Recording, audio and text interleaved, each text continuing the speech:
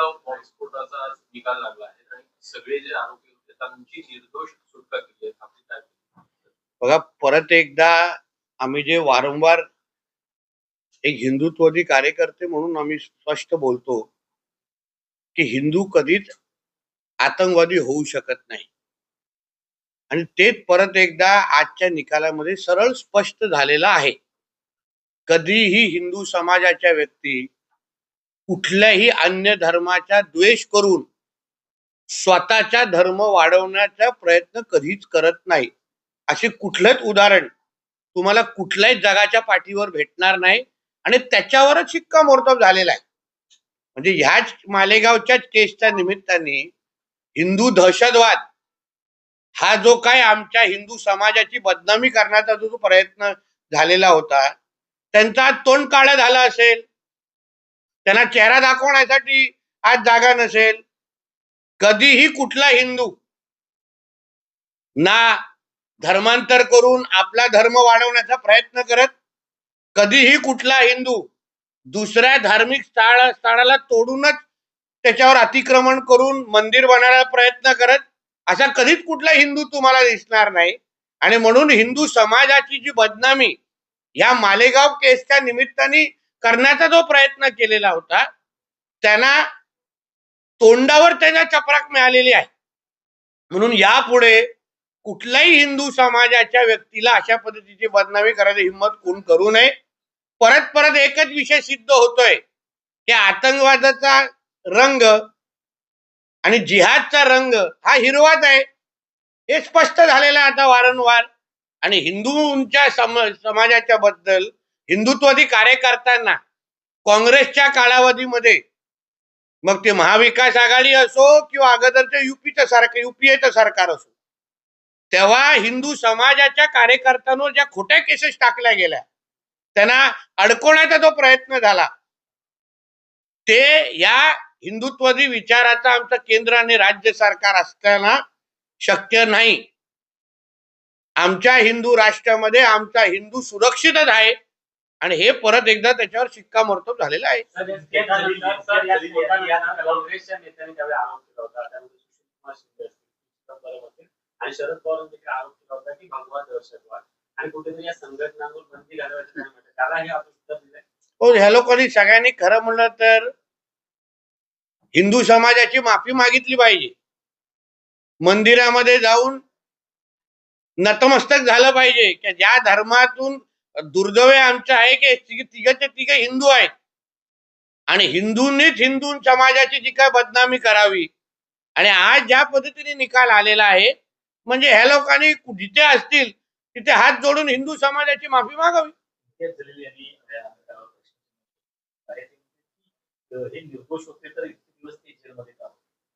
असं आहे, कारण का अशा पद्धतीच्या पुरावे चुकीच्या पद्धतीने यांच्या विरुद्ध तयार केलेले. अगर तुम्ही बारकाईने त्यांच्या वकिलांची अगर माहिती अगर वाचली असते, ऐकली असेल, जे त्यांनी कोर्ट जे पुरावे हे लोकांनी सादर केले ते कुठलेही सिद्धच करू शकले नाही कोर्टामध्ये. ना त्या सीडी सिद्ध करू शकले, ना जे काय विटनेस उभे केले तेही सिद्ध काय करून दिले शकले नाही.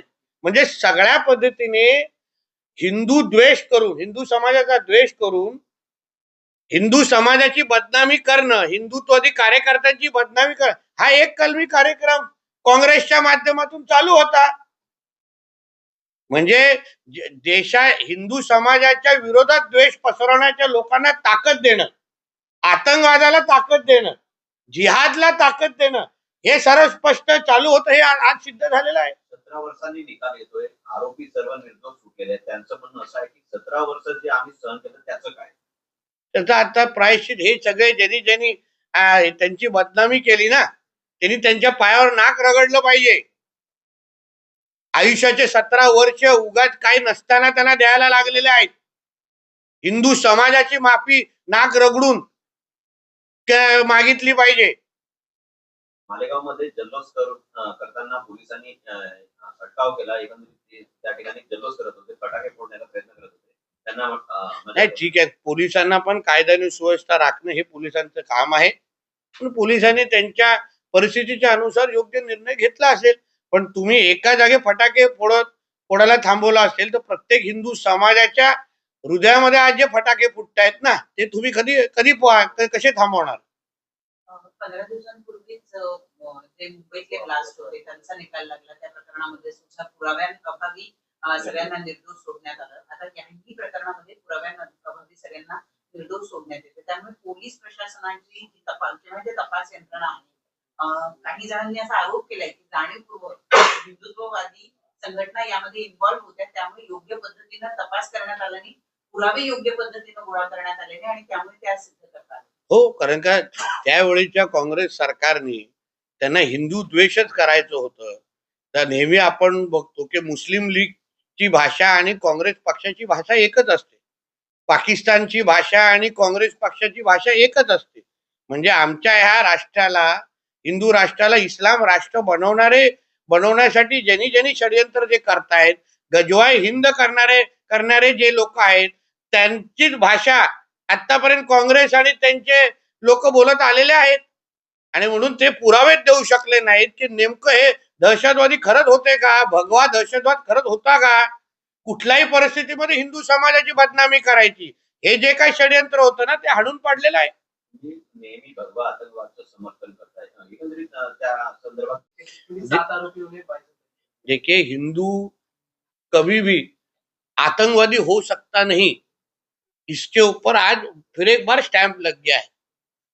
हाँ, हिंदू समाज का कोई भी व्यक्ति अपना धर्म बढ़ाने के लिए कभी किसी धर्म को कभी चोट पहुंचा नहीं सकता, किसी का धर्मांतर कर नहीं सकता.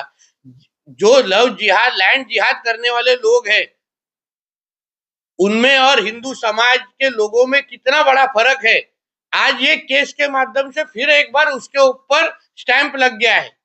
इसलिए हमारे हिंदू समाज की बदनामी करने वाले जो ये जिहादी मानसिकता के लोग हैं, जो कभी कभी कोई हिंदू भी होते हैं, क्योंकि भगवा दहशतवाद, सैफ्रॉन टेररिज्म जिसने जिधर कहा है, उसमें तो हिंदू भी कोई लोग हैं. तो इन्होंने, इनका भी मुंह काला हो गया है. इन्होंने हिंदू समाज की माफी मांगनी चाहिए. भर खुले चौक में नाके पे इनको खड़ा करके हिंदू समाज को बोलना चाहिए अभी इनको सजा दो, क्योंकि सालों साल हिंदू समाज की बदनामी करने के लिए इन्होंने दिन रात एक कर दिया. आखिर में इनको हमारे कोर्ट ने न्याय दे दिया है. लेकिन अगर देखा जाए तो उस वक्त कांग्रेस की सरकार थी और कांग्रेस से रहे क्या साजिश के तहत इन सब लोगों को अरेस्ट किया गया था और जो 17 साल तक अब ये पूरा जो केस चला, जिनको भगवा से एलर्जी है ना, उसमें सबसे एक नंबर पे कांग्रेस पार्टी है. कांग्रेस पार्टी और मुस्लिम लीग की एक ही भाषा है. कांग्रेस पार्टी और पाकिस्तान की एक ही भाषा है. जो पाकिस्तान के लोग बोलते हैं वही कांग्रेस वाले लोग बोलते हैं.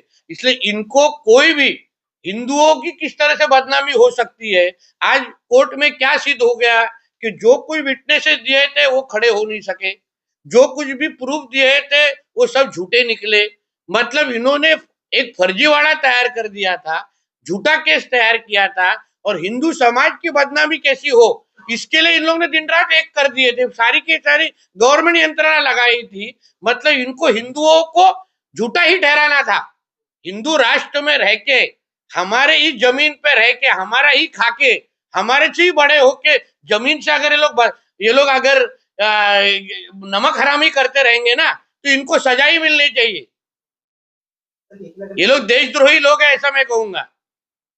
विक्टिम्स का भी कहना है कि विक्टिम जो है, जो उस वक्त में जो भी कुछ हुआ था, उनका भी कहना है कि हम हाई कोर्ट में अपील करेंगे, अभी तक हमें इंसाफ तो मिला नहीं है. किससे नहीं, अभी इस तरह जो आज कोर्ट में आया है, जो निकाल दिया है, वो सभी चीज को देखने के बाद ही कोर्ट ने दिया है.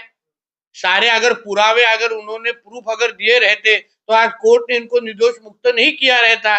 इनको, जिनको डेमोक्रेसी में जो अधिकार दिया वो कर सकते हैं आगे. लेकिन भगवा आतंकवाद जो शब्द था वो उस वक्त इस्तेमाल किया गया था. भगवा आतंकवाद के चलते जिस तरीके से 7 लोग को अरेस्ट किया गया था, क्या पूरी तरीके से साजिश का? देखो, भगवा कभी भी आतंकवादी हो नहीं सकता.